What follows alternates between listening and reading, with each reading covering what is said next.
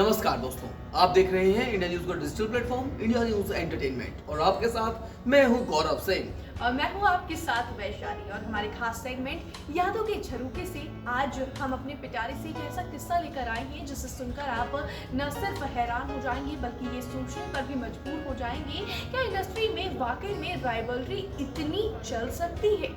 बिल्कुल, ये किस्सा किसी और का नहीं बल्कि ये है राज कपूर साहब का और प्राण साहब का, जिनकी दोस्ती के किस्से तो इतने मशहूर थे कि बॉलीवुड की इंडस्ट्री को सबको पता था कि वाकई राज कपूर साहब और प्राण साहब कितने अच्छे दोस्त हैं, कितनी दोनों के अंदर अच्छी बॉन्डिंग है और कितनी अच्छी केमिस्ट्री है। जी बिल्कुल, साथ ही साथ हमने ये भी देखा है कि प्राण ने राज कपूर का जब वक्त ठीक नहीं चल रहा था तब भी काफी साथ दिया है, लेकिन इन दोनों के बीच ऐसा क्या हुआ जिस वजह से हो गई एक बहुत बड़ी इनके बीच में दीवार खड़ी।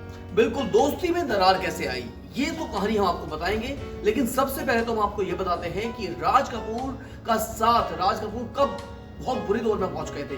दरअसल दोस्तों, ये किस्सा तब का है जब उन्होंने फिल्म बनाई थी मेरा नाम जोकर और वो बहुत बुरी तरह से पिट गई थी। उसके बाद वो इतने फाइनेंशियल लॉस में आ गए थे कि उन्होंने अगली फिल्म बनाने के लिए अपनी बीवी के जो ज्वेलरी थी उसे भी गिरवी रख दिया था और तब जाकर उन्होंने हिम्मत मारकर ये फिल्म बनाई थी जिसका नाम था बॉबी, जो कि सिनेमा घरों पर न सिर्फ ब्लॉकबस्टर रही और इस फिल्म ने हमें ऋषि कपूर और डिम्पल कपाड़िया जैसे स्टार्स भी दिए। साथ ही साथ इस फिल्म में प्राण साहब का भी एक बहुत ही अहम भूमिका थी, लेकिन जब राज कपूर साहब के पास पैसा नहीं था स्टार्स को पूरी तरह से उनकी पेमेंट देने का, तो प्राण साहब ने यहाँ तक भी बोल दिया था कि अगर तुम्हारे पास मेरी फीस देने का पैसा ना हो तो मुझे महज ₹1 दे देना, लेकिन तुम ये फिल्म जरूर बनाओ।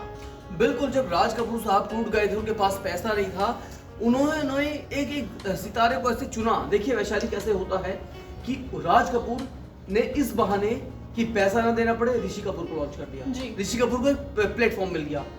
उसके साथ डिम्पल कपाड़िया, वो भी एक न्यू कमर थी और बहुत कम फीस चार्ज की उन्होंने भी। अगर वो एक सक्सेसफुल एक्ट्रेस को उठाते तो शायद वो ज्यादा चार्ज करती, लेकिन राज कपूर साहब की जेब खाली थी, इसलिए उन्होंने क्या किया, उन्होंने डिम्पल कपाड़िया को उठा लिया। फिल्म को इस तरीके से डिजाइन किया गया कि फिल्म में बहुत ज्यादा पैसा ना लगे, आउटडोर शूट ना हो। फिल्म का ज्यादातर जो शूट है वो एक तो नॉर्मल जगहों पे है, कोई बहुत हाई फाई जगहों पे नहीं है, किसी आइलैंड पे नहीं है। और फिल्म, जैसा कि राज कपूर हमेशा से एक्सपेरिमेंट करते थे कि आउटडोर जाकर शूट करते थे, विदेशों में शूट करते थे, ऐसा उन्होंने इस फिल्म में बिल्कुल नहीं किया। जी बिल्कुल, और काफी नया एक्सपेरिमेंट और नया एक्सपेरिमेंट और वो बहुत वंडरफुल साथ ही साथ जो एक्ट्रेस थी उसने पहली ही अपनी फिल्म में बिकिनी तक पहनी थी और उनकी जो मैगजीन कवर था वो भी हर जगह उसको पसंद भी किया गया, लेकिन उसमें विद्रोह भी लोगों का देखा गया। लेकिन वैसे सबसे बड़ा सवाल ये उठता है कि जब प्राण साहब ने, हम आप वापस मुद्दे पे आ जाते हैं, जब प्राण साहब ने इतनी बड़ी बात कह दी राज कपूर साहब से कि आप फिल्म जरूर बनाइए और मेहनताने के तौर पर मुझे सिर्फ ₹1 दे देना, मैं उसमें ही खुश हो जाऊंगा, तो फिर दोस्ती में दरार कैसे आ गई दोनों की? इतने बुरे वक्त में जो आदमी साथ देता है, क्या उससे कभी दोस्ती टूट सकती है?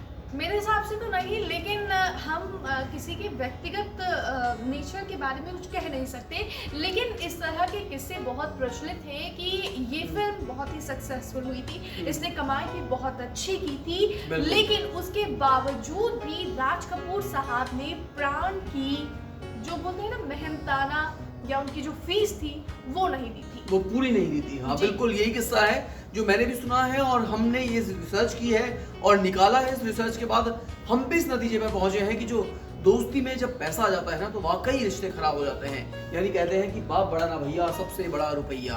और रुपया ₹1 का सौदा तय हुआ था, लेकिन कहीं ना कहीं फिर प्राण साहब को भी लालच आ गया होगा कि फिल्म इतनी सुपरहिट हो रही है तो फिर मेरे साथ कॉम्प्रोमाइज क्यों किया जा रहा है, आखिर मैं भी ₹1 में काम क्यों करूं।